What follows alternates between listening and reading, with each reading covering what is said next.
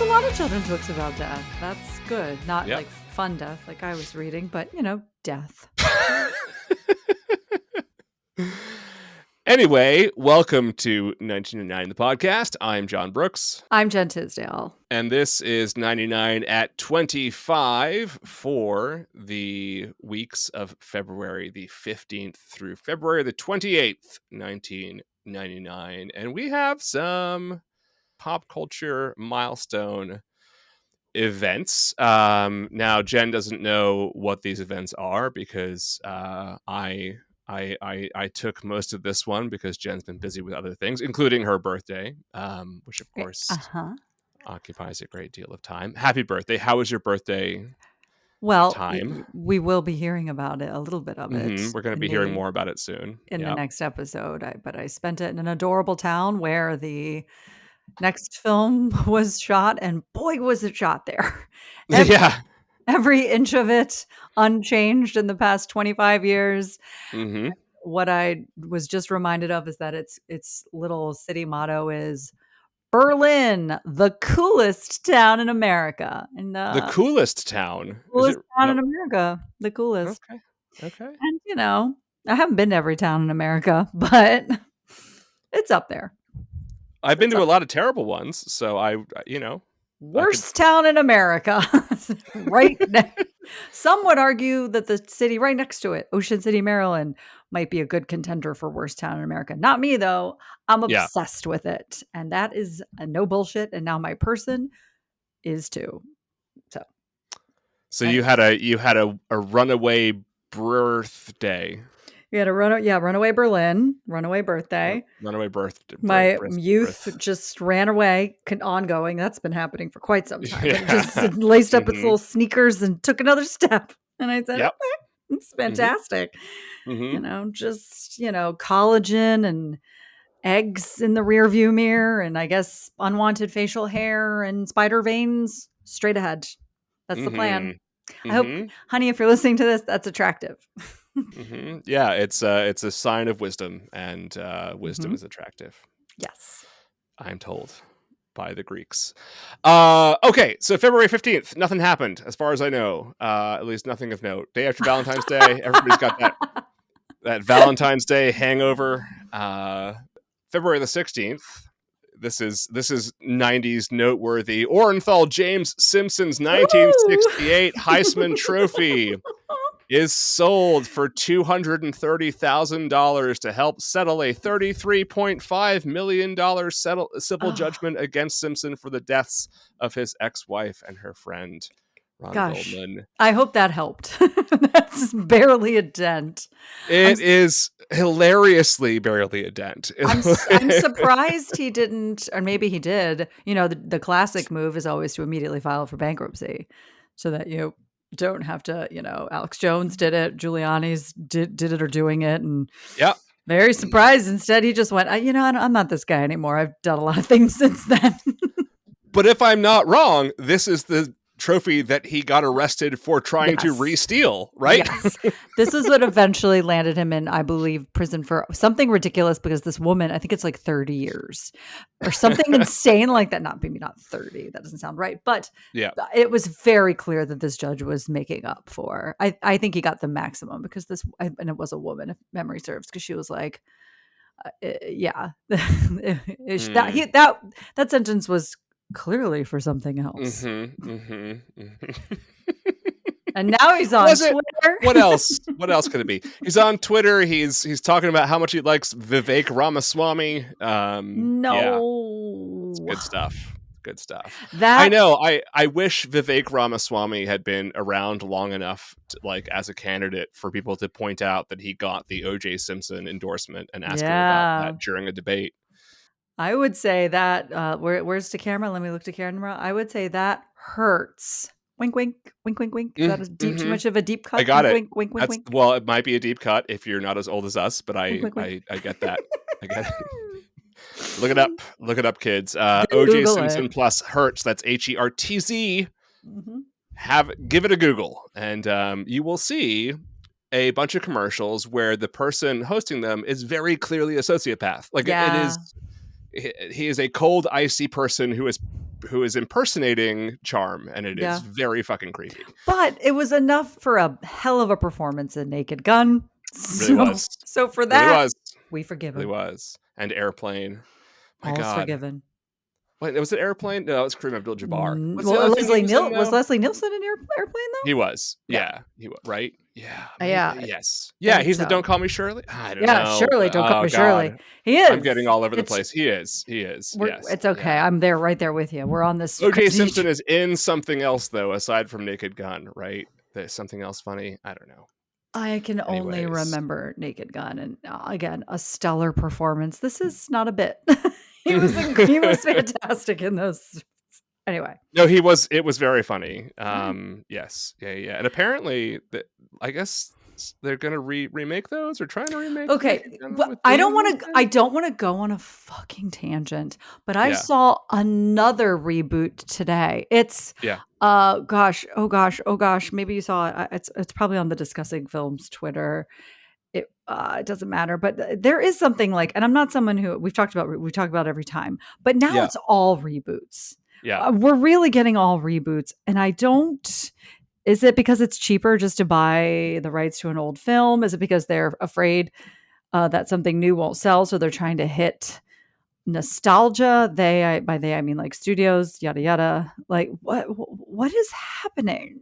Do we think? I mean, I think the nostalgia thing is really big with our generation, and I think like that we have like validated that. John, right? It's Naked Gun. They're rebooting Naked Gun. Right, with Liam Neeson, yes! Right? Like, is that what you just said? And I just blanked. Yeah, that's exactly what I said. Sorry, go ahead. Yeah, it is. I mean, yeah, sure. But nostalgia for what? Because it's truly all over the place. Because again, I'm all for this Highlander reboot because, as we have said, bad movies that we clearly saw were good and could be better. Do it.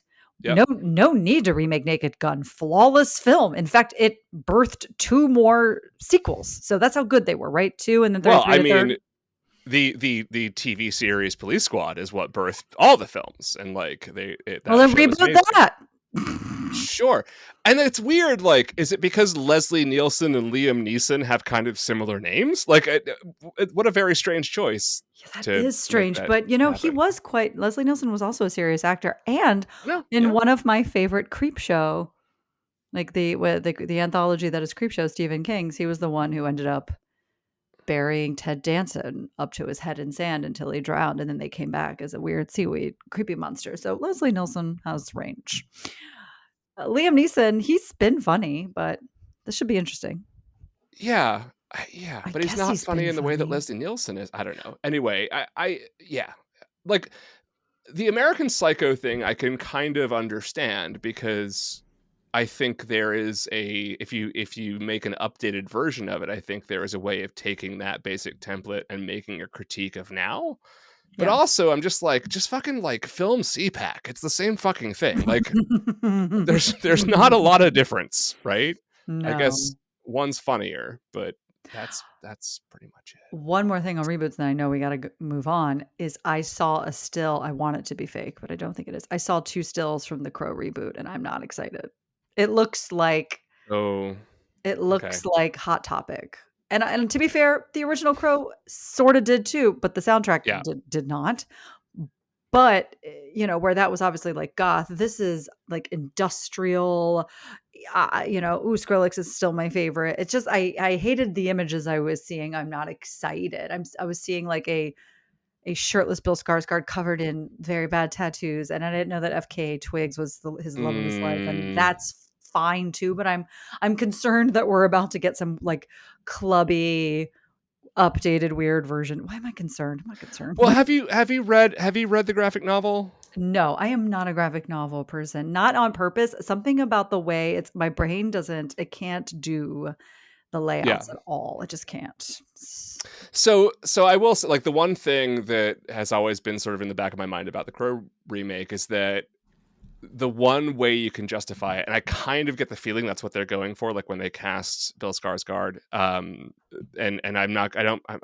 sort of hesitant to look at the images so far, but the movie is great and it is obviously like very like inspired and in the same kind of tone and vein as the graphic novel, but it is more Alex Proyas than it is James O'Barr, right? Like it is Alex Proyas's kind of like vision of what The Crow would look like, and it's not like radically different, but there is things about the aesthetic of the original of the comic book that I think if you remade it and were more faithful, it would kind of look fundamentally and aesthetically different.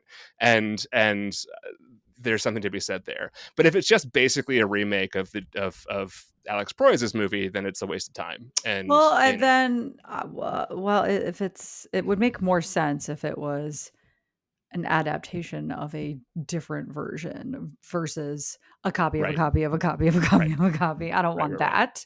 So with this Yeah, information, then I will go into it with those thoughts, thinking, okay, they're yeah, not. yeah, This is just a yeah, different. Okay, well and I do love Skarsgård. The whole Skarsgård family has never been wrong. yeah. So Like the source material certainly leaves a place for a very different film, right? Like I okay, think that's what I'm kind of getting at. was So like that there is was it later? Because I'm obviously the graphic novel existed before the yeah, 1994 film, clearly, yeah. and was that also vaguely set in the 90s, as in like present day when it was written, or I was it written think The like a Crow came out decade in like before or something? I think it was like 89. So it was like late Yeah. 80s, early 90s, but Okay. it's very close to when the movie came out. Like Right. yeah, it was not within like decades. And It was aesthetically, years. did it feel very close to the film? At Yeah, least except casting wise, maybe not. If not, doesn't have to necessarily be like costume wise. But does everyone feel? I I could read feel them, but I think the the Crow movie is more kind of like almost cyberpunk, whereas the graphic novel is much more kind of goth goth. Edward Gorey sort of like Okay. aesthetic, I right? do like So that. yeah. So if they're making this movie, even though a perfect version already exists, I have to assume they have something in mind Yes, in there's terms of something like there's being must be something else cooking, and, differently as long faithful. as they include incredible lines such as, "You can't walk, you're Can't dead," wait. and I say, "I'm dead and I can walk," and I'm like, "You Brandon Lee, stop." Jesus Christ walks into a bar, hands the bartender 3 nails, and Yep. says, "Can you put me Can you up for the put me night?" for tonight? Yep. I mean, you wanna talk about from funny to serious and just turn to the come on. That we really lost somebody with that one. I mean, bittersweet. Oh god. I would Yeah. have gladly given up the existence of that motion picture to have Brandon Lee still with us today, even though that is an incredible film. Mhm. Mhm. All right, sorry. Tangent. Continue. Yeah. I don't where the hell was I? By the Pretty way, before we early. move on, the movie I was thinking of, and has nothing to do with Airplane, but it is a iconic 70s like genre film, is The Towering Inferno. That's what O.J. Simpson was in, aside Oh. from Naked Gun. So I was like getting somehow Towering Inferno, like disaster movie, plus you know, that genre of comedy Yes. made me think he was in Airplane. And Yes. no, that was Kareem Abdul-Jabbar. All right, February the 19th, we have the release of 3 iconic 1999 movies: Jawbreaker, Yes, my favorite of the year. Office Space. The other movie I did on this podcast as I a know, guest. Oh my god. which is funny. It was like you only did February 19th movies, and had you not been the co-host, then you would have had to have come back for October Sky, which is another great movie that Mm. we have not gotten to yet. Yeah, all interesting. So like one sort of has become a cult classic. One was overlooked at the time because it was horrifically marketed and released at the worst possible time, and the studio Mhm. didn't believe in it, and it immediately became like a comedy legend because of Comedy Central playing it every 5 seconds. And the Mhm. other, like a movie that should have been, frankly, in the Oscar contention at the end of the year, but because it came out in February, it was forgotten about by the time the Oscar Yeah. season rolled. And I have no idea why they thought it was a good idea to release October Sky in February.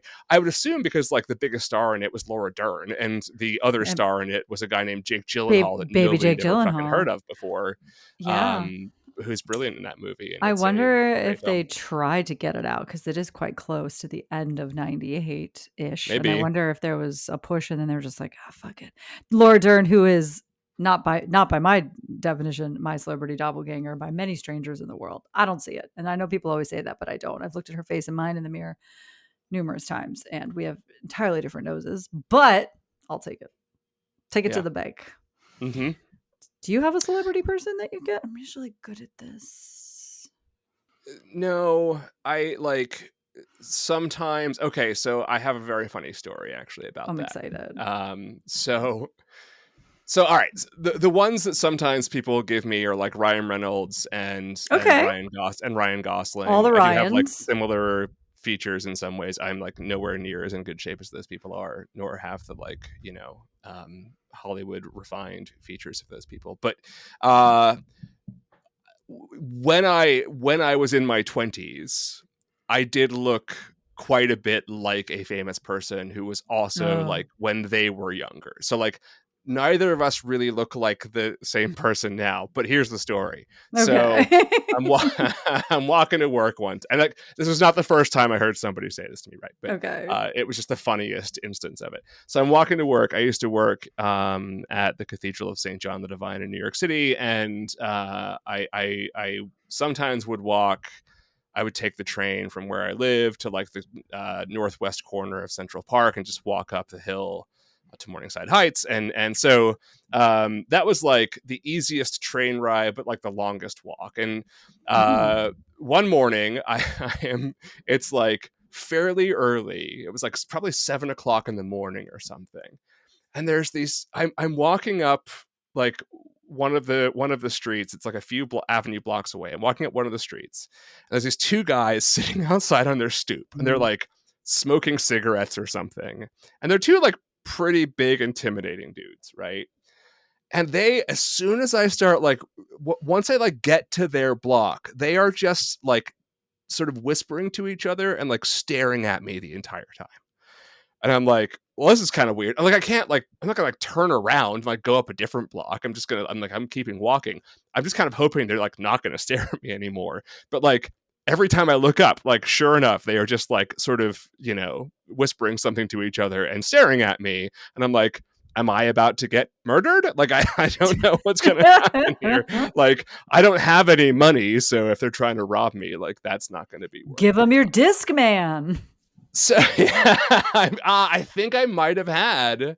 I think at that point I might have had like the spinny wheel iPod, but I definitely was listening to something because I was trying to pretend like I didn't notice that they were staring at me, right? So I walk by and I finally like get to basically where they are, and I just sort of mosey right by them, and their eyes just like follow me as I can tell, like as I'm going by them. And then I get a little past where they're sitting, and then one of them goes, "Yo, Ben Affleck!" And I was like,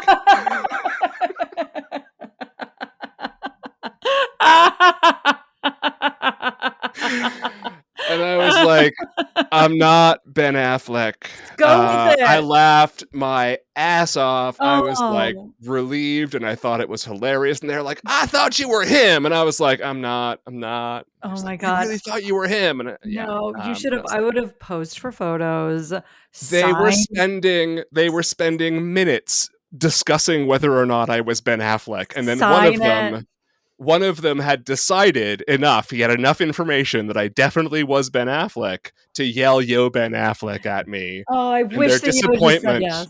when I wasn't Ben Affleck was really upsetting. So at this point, I had like a goatee. My hair was very much like what Ben Affleck's was. There was a period when Ben Affleck and I like had the same look, and I could totally see how somebody would make I that. wish you would like somewhere two guys could have had pieces of paper that said, "Thanks for watching Chase and Amy." Ben Affleck. I'm pretty sure like Gigli. This was like around the time of Oh no. Gigli. Gobble gobble. I think he was still with J-Lo at the Ben time. Affleck. So like, look, someone looked at me and was like, "That guy could be dating J-Lo," which is, that's not nothing. That's not Yeah. nothing. Anyways. God, that's funny. Yeah. Ben Affleck. So anyway, big day at the movies, February the 19th. Yeah. February the 20th, sad day for Mm. the movies. So from the New York Times obituary, Gene Siskel, the slighter, intense half of the popular Siskel and Ebert team of dueling movie reviewers, died yesterday at a hospital near his home in Chicago, 2 weeks after leaving the long-running syndicated television program for 2 further weeks? recuperation, from brain surgery last May. He was 53 when, with his portly partner, Roger, which I What? found Oh, weird thing to say there, New York Times, but okay. the 90s were Hey, unforgiving. alliteration. Roger Ebert God had damn. made their signature thumbs up or down verdicts a powerful influence over a movie's success or failure until Mr. Siskel, the movie reviewer for the Chicago Tribune, and Mr. Ebert, the critic for the Chicago Sun-Times, were paired for a local public television program opening soon at a theater near you in 1975. Film critics, for all the intellectual pretensions of some and the safe, sure judgments of others, had little sway over a movie's fate. That was partly because most reviewers had largely local followings, and partly because huge Hollywood advertising and promotion campaigns could override even negative national reviews. But the crackling on-air chemistry between Siskel and Mr. Ebert, their sometimes spirited, even caustic disagreements, and ultimately their opinions that consistently reflected broad public tastes, quickly made them such powerful persuaders that movie ads routinely included their thumbs up endorsements. So his last published review, Gene Siskel's, was She's All That, just a few That's weeks not earlier, could be which he liked worse. Could be quite a bit. worse. So he gave it a very charming, warm review, and that was the last thing that he published. Did you grow up on Siskel and Ebert? I did not, and I didn't read I don't recall reading newspapers when I was younger, but I also well, hold on. I also have a terrible memory and I've forgotten Sure. most of my childhood. It wasn't great, so my brain just, Yeah. put those memories, good and bad, somewhere else. So it's possible. I Mm-hmm. did work at a movie theater in high school, so I Yeah. am obviously a person who enjoys the cinema. But I'm also someone who the only time I will look at reviews of things, yeah, is Amazon and food. I find that because most critics, less so nowadays than ever before, are straight white men, that I'm rarely Mm. going to be like aligned with their opinions, even if I Mm-hmm. kind of am.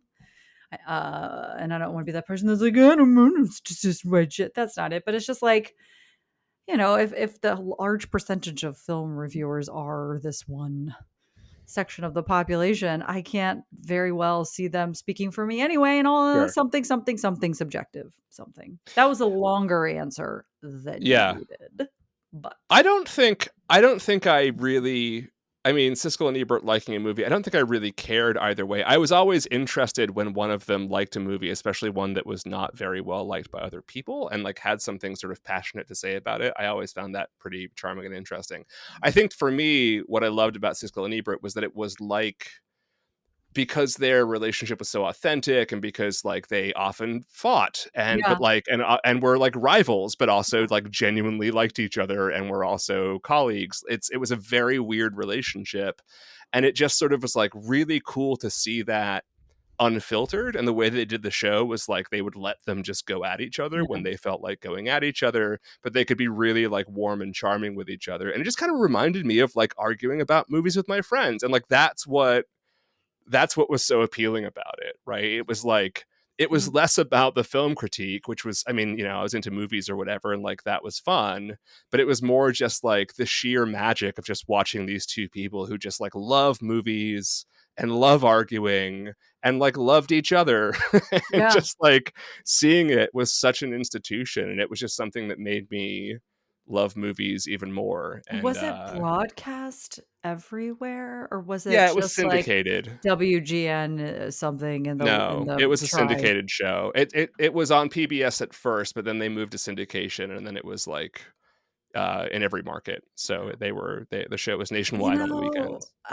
Television watching again, like we eh, I won't speak for all of us, but I feel like, I both watched more and less television than ever before. So I remember watching a lot of Turner Classic movies with my Yeah. grandmother. I spent a lot of Hmm. time at my grandmother's house, so there was a lot of that. And then eventually Nick at Night, which is where I was like, I watched a lot of I Love Lucy, not on Nick at Night, of course, and then a lot of Bewitched and I Dream of Jeannie and Mhm. those Yep. sorts of things, but I don't Yep. recall. Yeah, and then, of course, when I was younger, I watched PBS because that's where Mister Rogers was. Yep. But, no, Siskel and Ebert, Yeah. Yeah. but I've Um seen clips. Yeah.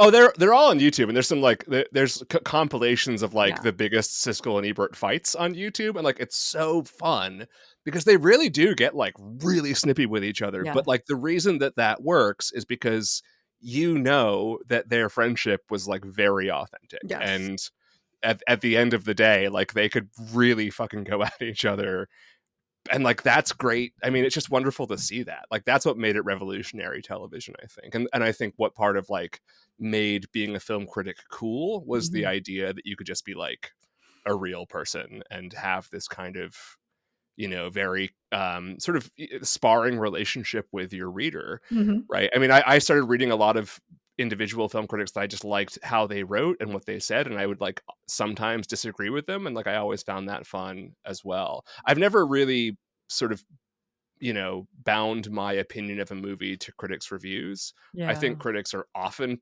right, like on the whole, right? Like I think that there is something to be said there, but when like my favorite movies tend to be the ones that have like a 50% rating on Rotten Tomatoes, and like the 50% is like people who fucking love it and people who are Mhm. like this is goddamn terrible. That's like almost always my favorite movie Yeah, because I love movies that sort of like create that passionate division. yeah.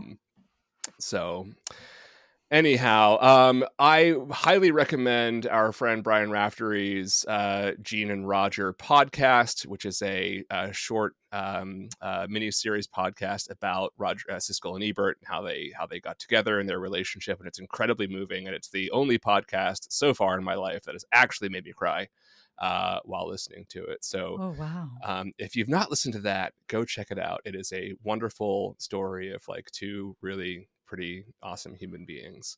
Uh, February 23rd, skipping ahead, Ooh. we're going to go back for a second, but I just want to skip ahead because a few days after the death of Gene Siskel, Austin Smith in the New York Post published the following: "Would you pay to see Abbott without Costello?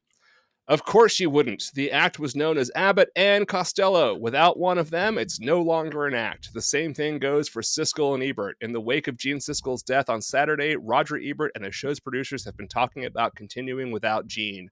One scenario has them trying out other critics to sit across the aisle from Roger, which, spoiler alert, is exactly what they did. Well, here's a big thumbs down to that idea. No offense to Ebert, but the name of the show is Siskel and Ebert, not Guest Reviewer and Ebert. This may seem obvious to everyone, but the folks who produce and syndicate the show, but without Siskel, there's no Siskel. How many times are you going to say this? There's no Siskel and Ebert. And make no mistake, the ratings will fall without Gene. It would be a shame to let that happen. So here's this guy being like, cancel the show. You can't just have Ebert and some other guy. It's not going to work. So in fact, what happened was Roger Ebert at the Movies was the name of the show, Yes, I I do think, I do know that. right? I think I was more familiar with Roger Ebert at the movies than And obviously so and Siskel and so there was Ebert. a rotating cast of guests, like A.O. Scott was one of them for a while. They tried a bunch of different people. The person that they settled on pretty quickly though was Richard Roper, who would go on to Ebert and be Roper. Ebert and Roper. Now Yeah. that I'm even more familiar with. So, Hmm. yes, yes, yes. And Richard Roper was pretty good. He had a Mhm. good rapport with Roger Ebert.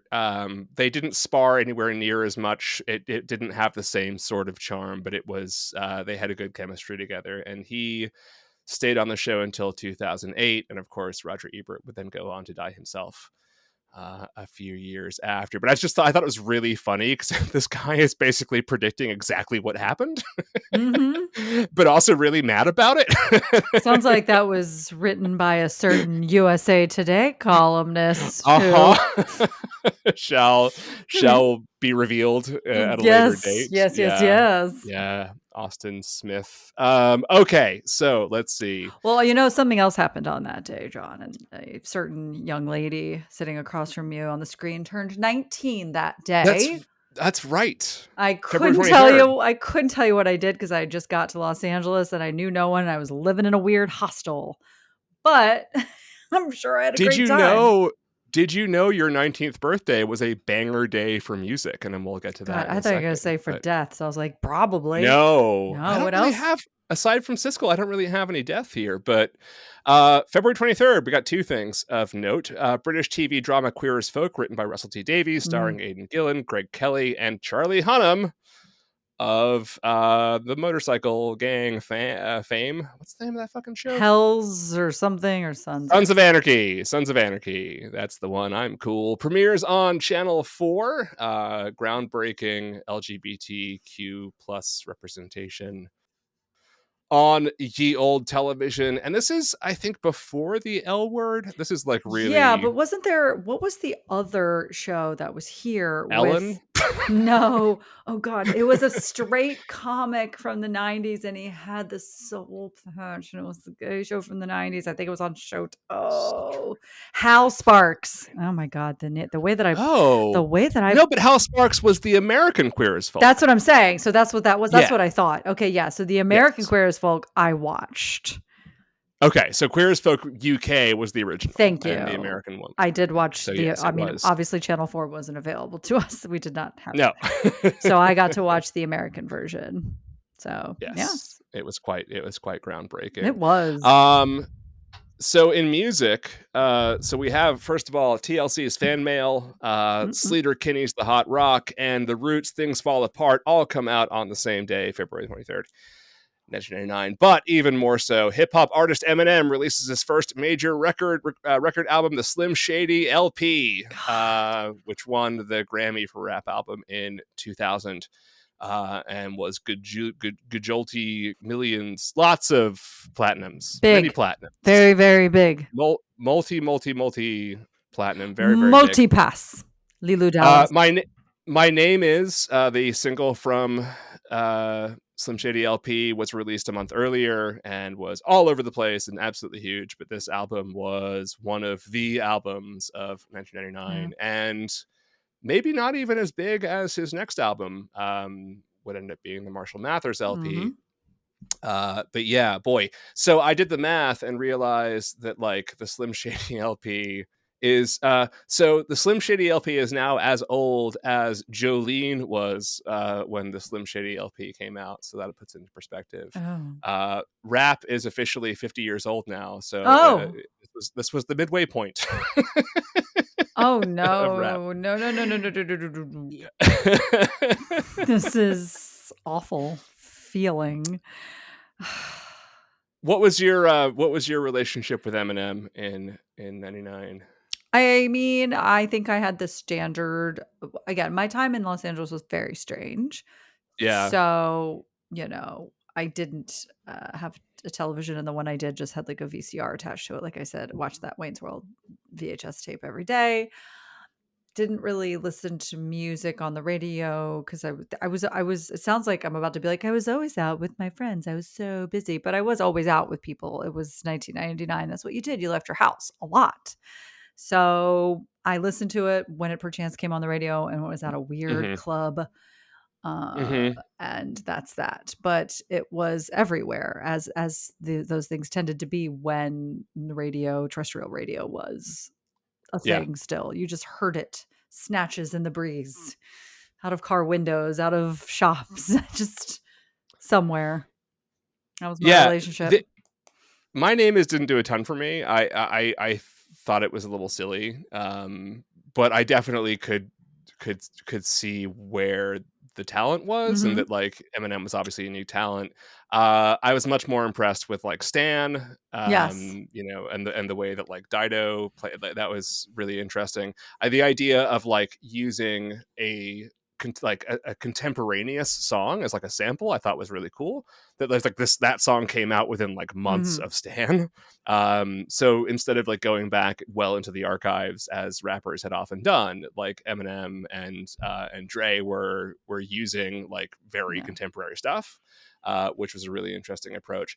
Um, for me, it was when the Eminem show came out, where I was like, "Holy shit! Yeah. Like this is incredible." Yeah, and then of course Um, when 8 Mile happened, and it 8 was like Mile, yeah, it was go time. And I also do yeah, think that even though I was 19 in 1999 and that is very young, he did tend to skew towards like goofy teenage boys, yeah. 4 or 5 years younger than me, like 13, 14, Hmm. 15. So he's older than me, of course. So I don't know how that happened, but his music was always like a little bit like a few years younger than me. Still good. Yeah, Still loved it, but yeah, lots of teens yeah, were quoting Eminem in yeah. those years.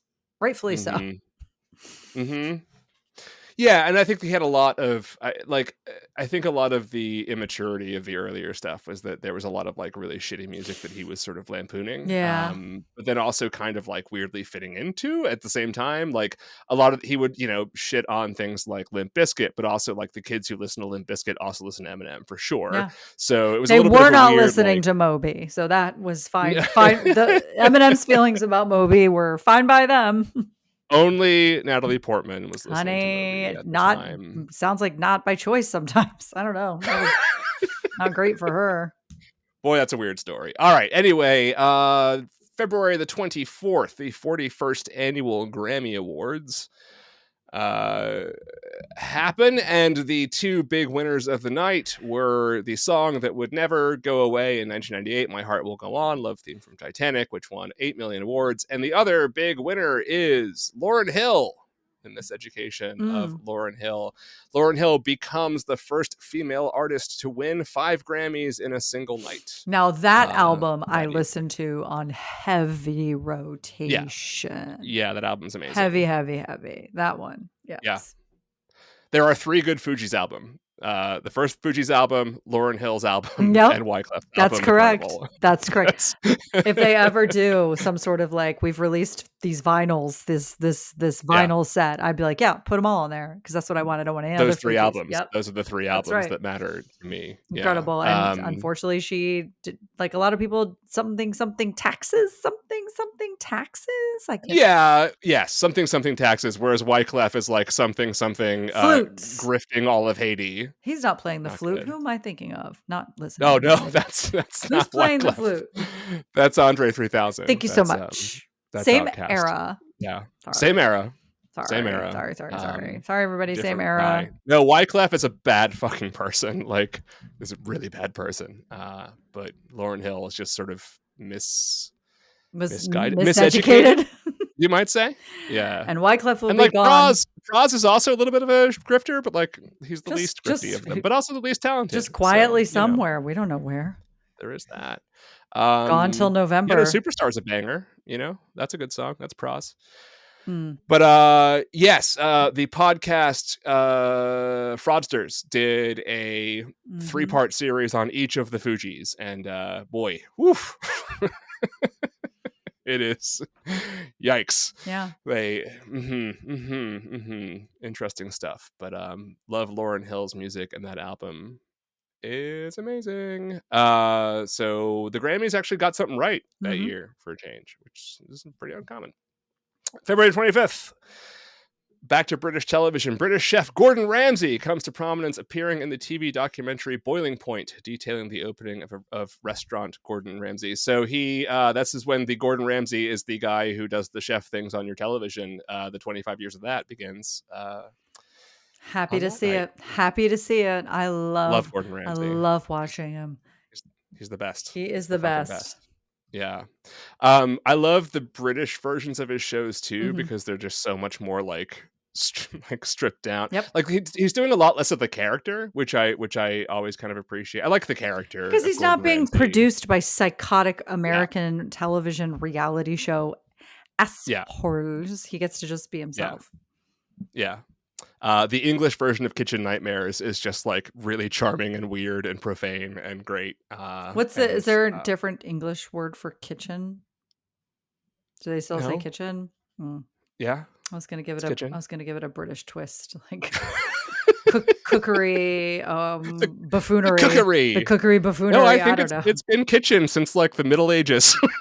I wanted there to be a British word so it could be just like cookery buffoonery, and I'm like, that's right. I can't even think of a British, like, I can't think of one. The Seems like there would be I don't pantry know. poo-poos. No, we don't. Pantry poo-poos. Pantry poo-poos Yes. with Gordon Ramsay.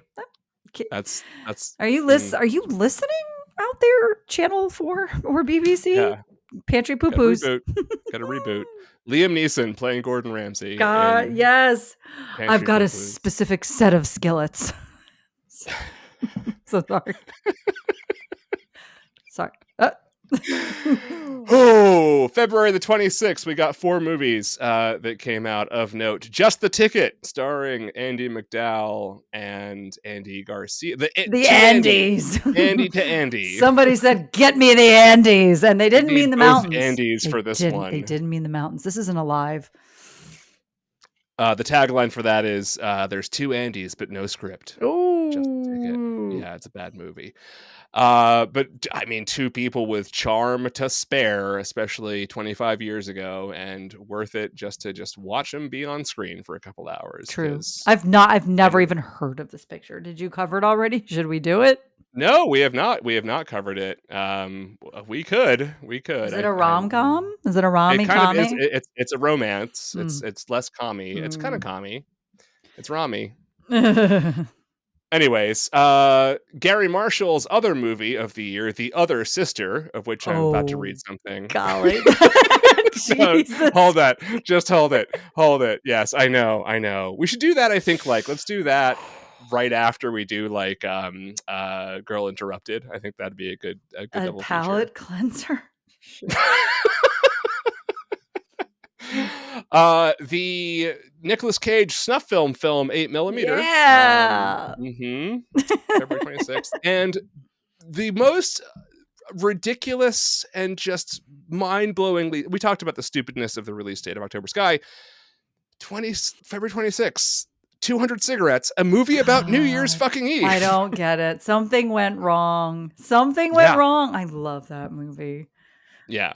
But it was also very much like, it was one of those movies where I remember thinking the 80s feel like costumes here, but the 80s also felt like costumes here.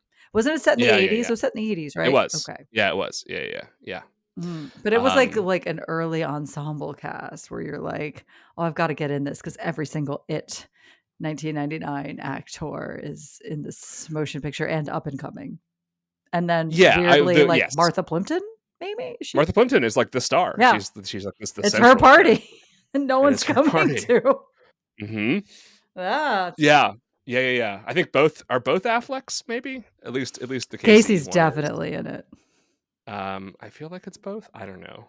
There's a lot of you ask yourself, John. Were you in that movie? Yeah, both Afflecks. It is both. Yeah. I was right. Both Afflecks. Dave Chappelle, boo. Elvis Costello, fantastic. Janine Garofalo, Gabby Hoffman, Kate Hudson. I mean, Courtney Love, yep. Of course. Yeah. Ridiculous. Yeah. I'm thinking of something else for a second in my mind. Paul Rudd, Christina Ricci, Paul Rudd. I was right. Paul Rudd. Yep. Yeah, tons of people. Yeah. Your studio has given up on your movie when the only release date that makes sense are like, we'll give it another month and a half or 2 months. God, that sucked. They must have had no faith in it. Yeah, it got horrible reviews. Yeah. So makes sense. Anyway, another pretty interesting day at the movies.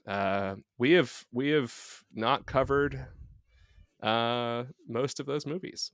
Well, I'm available. So they're down the pipeline. I think once we get to the Other Sister season, oh my God, we are in a weird place emotionally. That's a difficult one because it's pretty. It's Gilbert graping all over the place, just graping around. So I'm going to read the most astonishing thing. I couldn't actually believe I was reading these words about The Other Sister in February the 28th. Someone named Thelma Adams, writing for the New York Post. This is an excerpt from her review of The Other Sister. The Other Sister begs the question, which is worse, having a daughter who's gay or one who's 24 years old with an IQ of 50? Oh, no, no one asked that question at any point. to be fair, that kind of is the question that the movie is asking. Following this romantic comedy's logic, the answer is the gay daughter, since she deprives her mother the pleasure of planning a white wedding. In the patently absurd sister, being mentally challenged is no handicap. It's like being Italian or Jewish or any other ethnicity that talks with its hands and argues in public. Is that what it is? Okay. I'm like, what am I reading? And that's how you know where you're from. This person took this movie that is like offensively misguided and is like, I'm going to double down on that. Yeah, really. This gives me the license to write all this fucking shit. 1999 was crazy. Hey, man, the world might be about to end in 10 months. So, smoke them if you got them, as they say. Write that review of The Other Sister that you always wanted to write, Thelma Adams. God. Now's the time. You never know what Y2K is going to bring. All right. Finally, I teased this to you the other night off mic, but February the 27th, the New York Times published the boomerest letter to the editor the world has ever seen. Oh boy. Titled, "Is the Internet Dumbing Us Down?" by a guy named Michael Duchesne from Ann Arbor, Michigan, because of course he's from Ann Arbor, Michigan, to the editor. A February 20th Arts and Ideas page's article on the internet's effect on language failed to bring the potential negative and positive consequences to their logical conclusion. The widespread acceptance of informal dialogue on the internet is creating a generation of Americans fluent in unrefined, inexpressive, and immature English. Much as certain dialects of English have helped create subclasses of second-class citizens, frequent internet users are becoming easier to pick out every day. They blurt out thoughts in staccato, almost barbarian fragments. Elegant grammar is beside the point. Complete sentences are rare enough. Michael Duchesne, Ann Arbor, Michigan, February the 23rd, 1999. This motherfucker's problem with the internet is it's making kids talk dumb. Yeah. And I'm like, it's just different slang, buddy. Don't get what you gotta remember your groovy roots. Yeah. My guy, you are definitely saying weird things, something cats. So I'm on the one hand delighted with the idea of 25 years ago Michael Duchesne walking down the street and being like, well, there's an internet user, like, you hear the way those kids are talking, bet they're on the internet a bunch. Did that guy say .com? You've got to be kidding me. That kid just blurted out thoughts in staccato, almost barbarian fragments. It was probably a child without a fully formed language. Yeah. So when I told you about this, I was like, so this is a letter about how the internet's making us dumb. You're like, well, that's probably true. And I'm like, no. Wait till you hear what it says. I was wrong. In many ways it is, but not in this particular way. And for 1 second, what I thought he was also alluding to was, how can I say this? When he said creating second-class citizens, I thought I was being racist. Yeah. I think he kind of is a little bit like, he's like saying, I was like, is he talking about? Yeah. That was the time called, was it called Ebonics? It was at the time called Ebonics. And now it's AAV. AAVE. African Vernacular English. Thank you very much. Yeah. So and that's why I went, whoop. I was like, he's like, should I write Ebonics? Is that going to be too racist? But like, obviously, that's what he. Even the word Ebonics sounds like an internet word. English dialects have created subclasses of second-class citizens. That is great. Where's he now? Michael, I wonder. Where are you now, Michael Duchesne? He's still in Ann Arbor. I know he's still in Ann Arbor. He is. He might be dead. He sounds like he's 70. He'd be 95. There's so many reasons to hate the internet. So many. This is not one of them. That's not one of them. And also, like, I will also like justify the way that we write English changes. There's a lot lot of actual like linguists who are like, we should actually write more phonetically. It makes sense. Sure. We, that we hang on to so many of these like inherited spellings from, Middle English to now. And the thing is, like, you and I text a lot. Like, we don't use a lot of. I mean, I write in I'm full usually sentences typing mostly full in out text. because we're both Right. old. We're both old. I never Commas are used like going the in there. letter U. No, I like. commas are going Yeah. in. There's a period. Does he want us to start bringing back like one that opera then the shore sota the drucht of march and person to the rota? Because buddy, we're Yeah. certainly not speaking like the Canterbury Tales anymore. So it stands to reason No. that he's so myopic that he thinks that this current day 1999 language is the language. I'm like, babe, Yeah. no, we weren't even doing that like 100 years ago, 200 years ago. Silly. I do like. I kind of.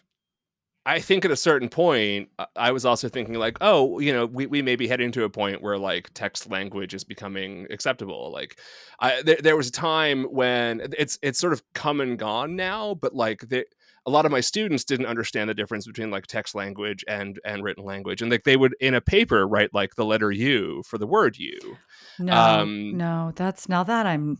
But it am I came and dated? went. Like it was a moment. It was a moment where that was so commonplace that it was kind of colliding with where they were academically, and it's bypassed now. Like it's been sort of snuffed out by a generation of teachers. Do they write a lot, or is everything typed? Are they taking notes, typing? Mostly, Are they handwriting? Yeah, They're some of them can clickety clacking on a laptop in class. Clickety clacking most of the time. Yeah. I get that, but like it's not. I get that it's that's not inexpressive. faster. I get that that's faster, but I think we both know that there's actual proven like your memory is better when you write it down. Like that's proven. That's just a fact.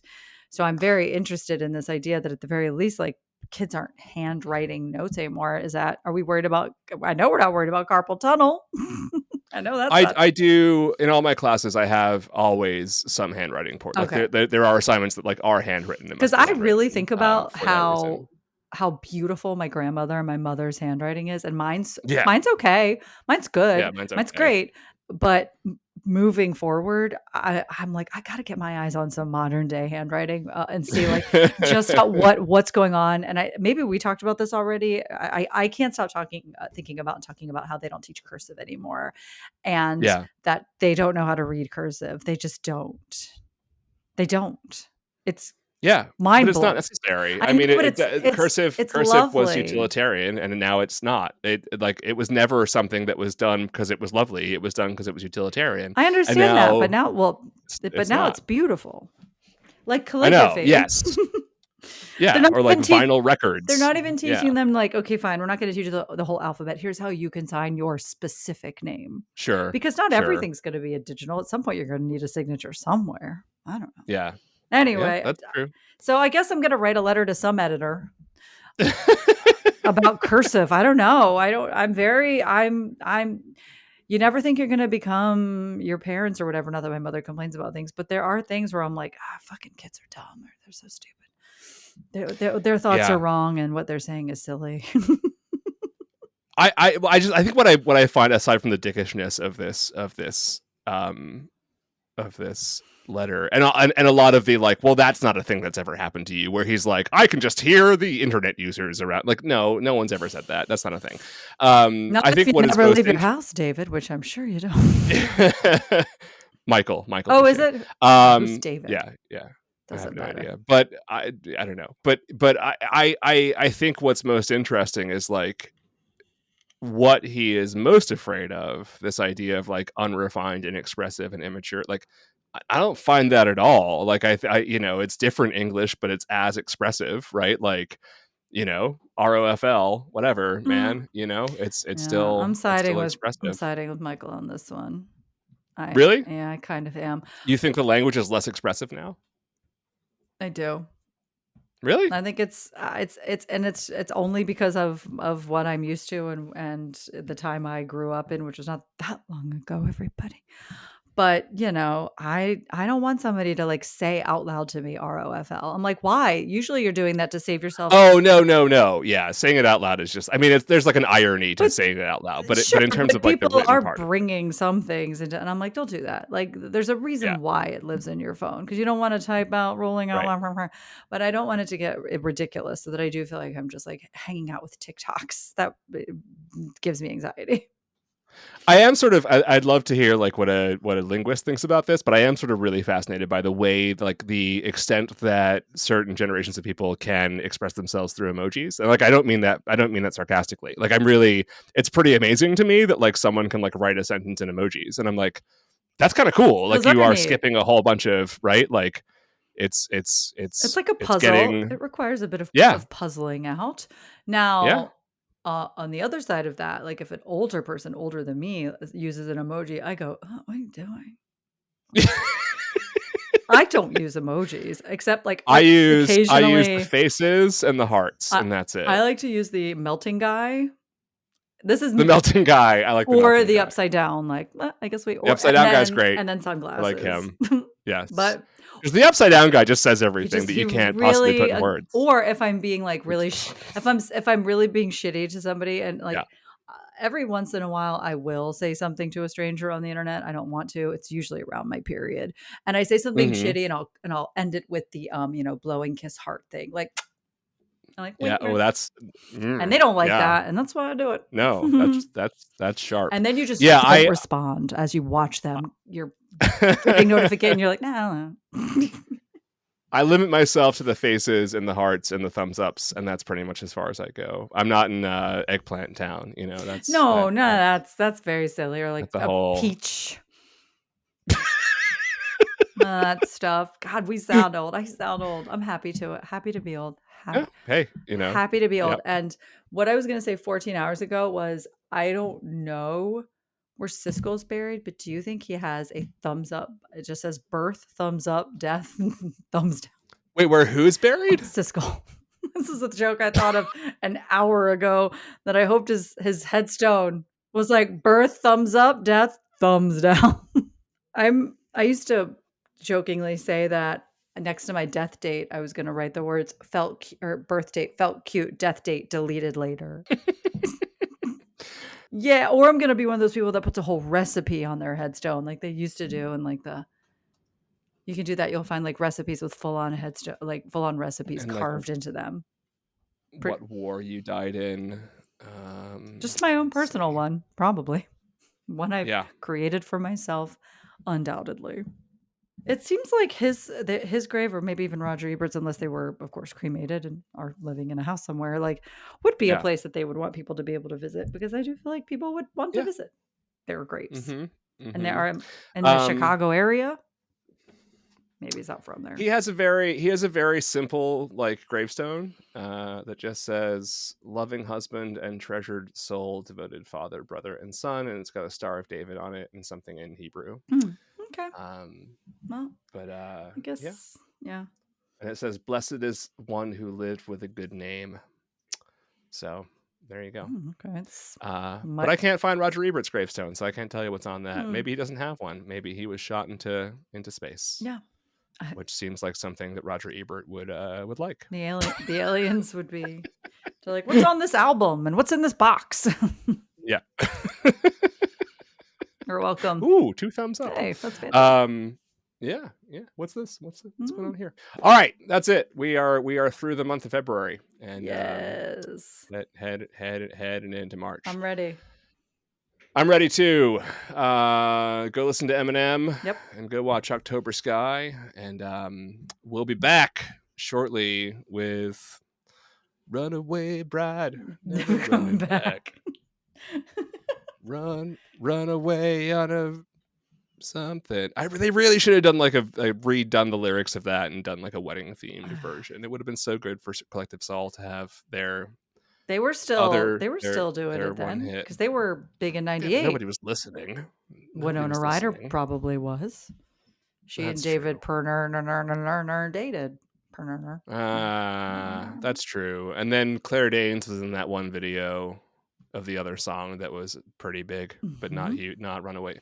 What was the song? And then Courtney Cox was in Long December, and there's reason No, but that's to believe. Counting I know. Crows. I thought That's we were different. just going through actresses in music videos. Are we not? And didn't Winona Ryder also date Adam Duritz? Duritz? Didn't he Possibly. date everybody? He was I think he very dated everybody once. he He was dated two friends very at least. busy. Dated both Aniston Cox. and Cox. Somebody, Yeah. I heard this recently, and I couldn't tell you when, whispered on the winds, that his dreads were fake. No. I don't want to believe it.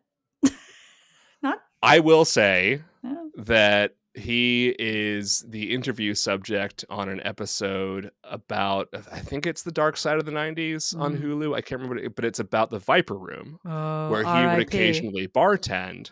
Was he there that night?